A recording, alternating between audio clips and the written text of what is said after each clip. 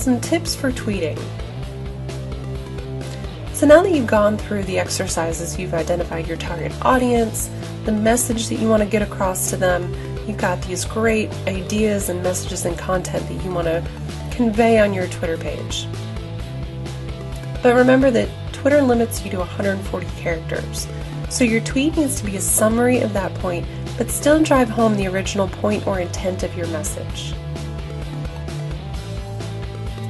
You only have 140 characters to do this in, but your message needs to be clear and concise. Avoid text speak to shorten your message to fit within the 140 characters. Text speak is LOL for laugh out loud, U, the letter U for the word you, etc. You can also use URL or web address shortening services to shorten your links to stay within your 140 character limit. A quick note on frequency.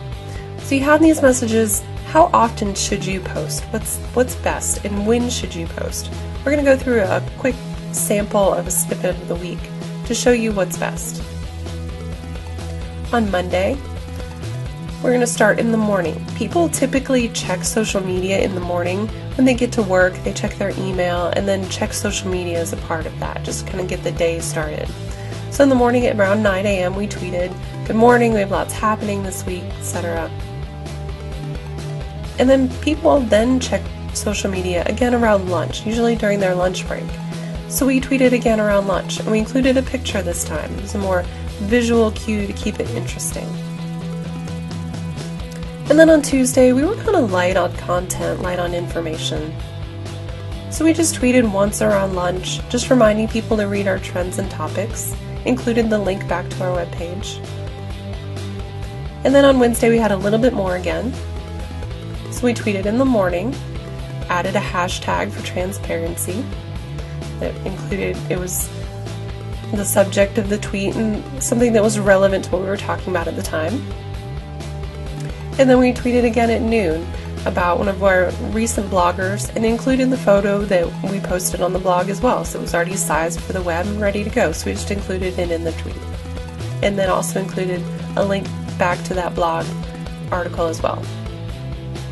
And that would continue on throughout the rest of the week in a similar fashion. If you have more to tweet, great.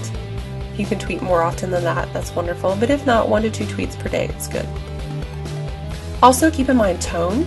You want to be personal and relatable. People want to know that it's not just a computer. They want to know that there's a person on the other side of the Twitter account that has a personality and a life. And remember that it's a two-way conversation. If you need some examples of what to post about, here are some examples. You can post about relevant news that's going on. If you're a natural resources company, maybe you put out a new guide to water quality. Definitely post about that. Post about as you're writing it and when it comes out. Post as you release it. Maybe you are a producer and you have a sale on a product this week. Post about your sale. And here's an example. Gilmer Dairy ran a milk mustache photo contest recently on their Facebook page. And that's definitely something that you can post photos, if you have any contests, things like that.